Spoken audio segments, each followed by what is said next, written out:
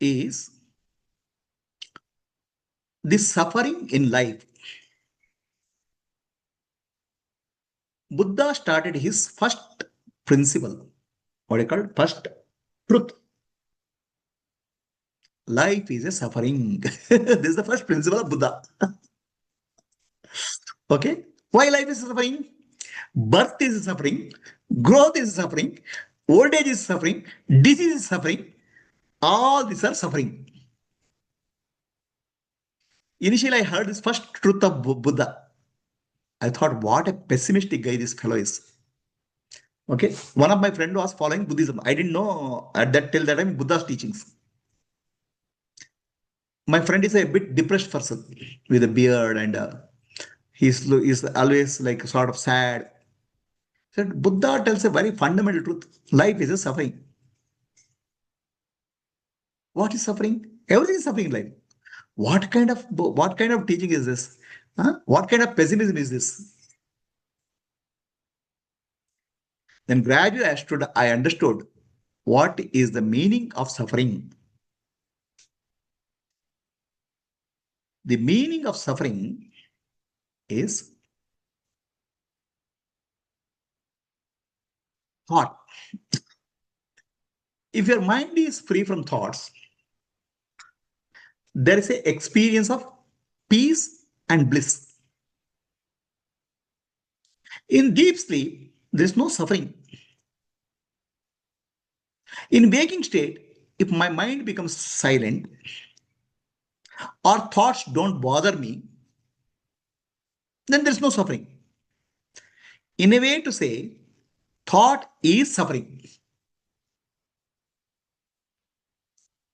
What happens when there are less thoughts or no thoughts?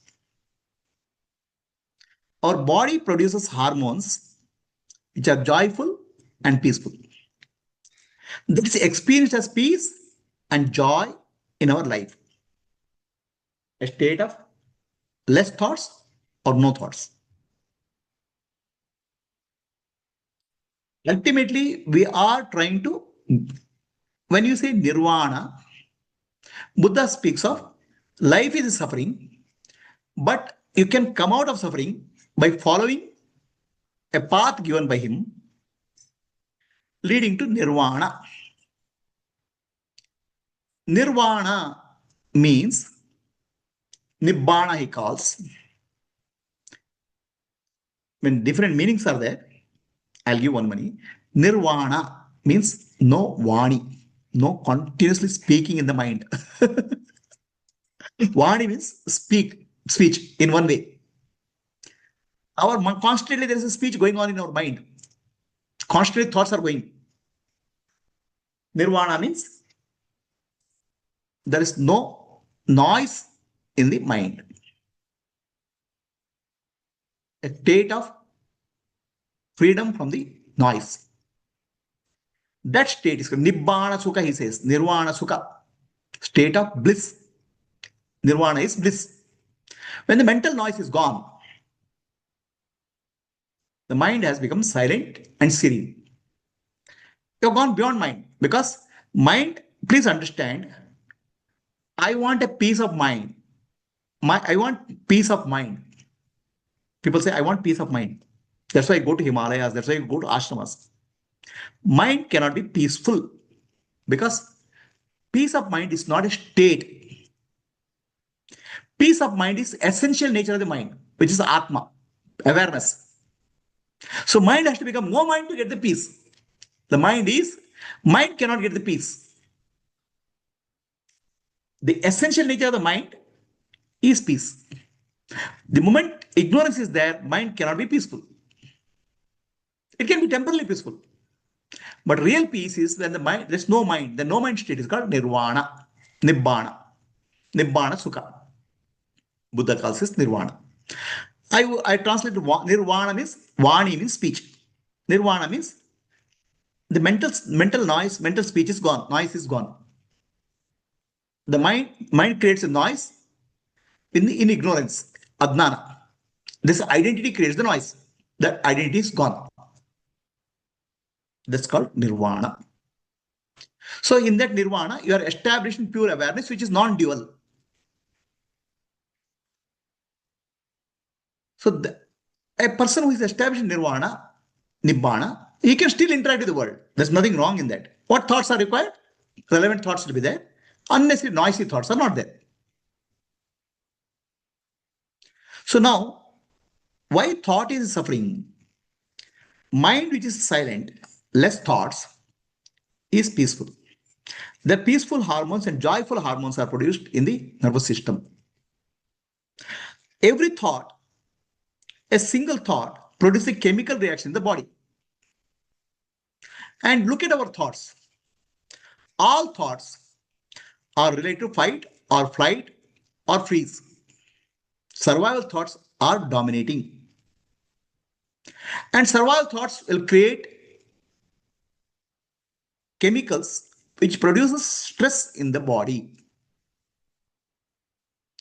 So when you go beyond survival,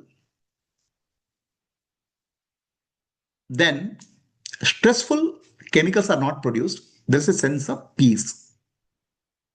It's called sense of peace. Still experiential peace is called samadhi sukha, but there's a peace. So I would translate the word suffering into thoughts. Now we have to understand the difference between suffering and pain. Pain can be physical, pain can be mental. Physical pain is something hits you. Mental pain is somewhere you get hurt. Momentarily somebody says something. But suffering happens, we generate a constantly thought about that. A thought chain gets generated. That thought chain creates the suffering. It creates the disturbance in our body-mind complex. Buddha gives an example. When you are going in a forest, an arrow strikes you. Then what happens to thought chain is, who this fellow who shot arrow, where is he coming from, where the arrow is manufactured. This is thought chain, which has no relevance to reality. The only thought which is required is run to a doctor, because thought is arrow is poisonous.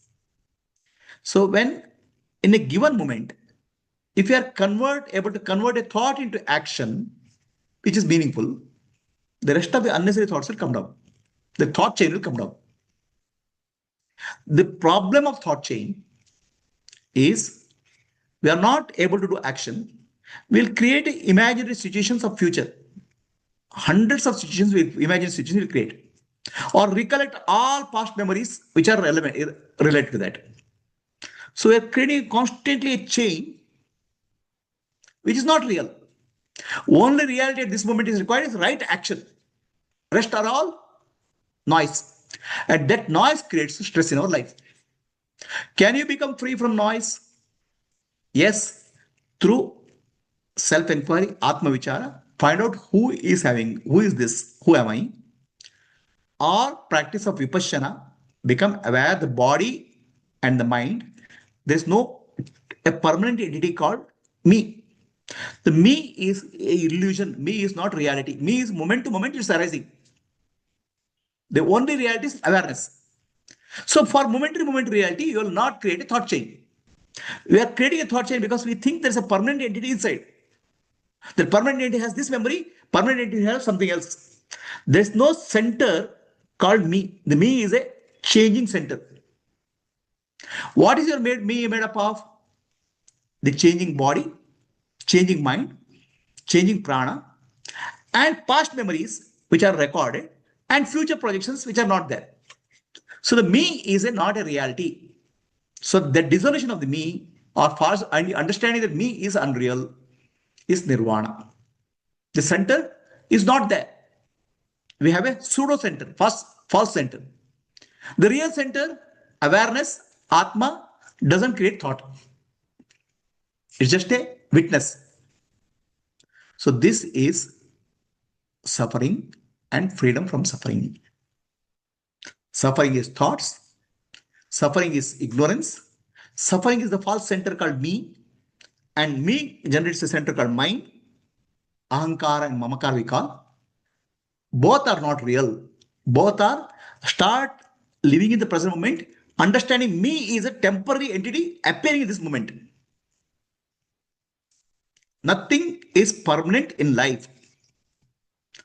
Awareness or witness is transcends life.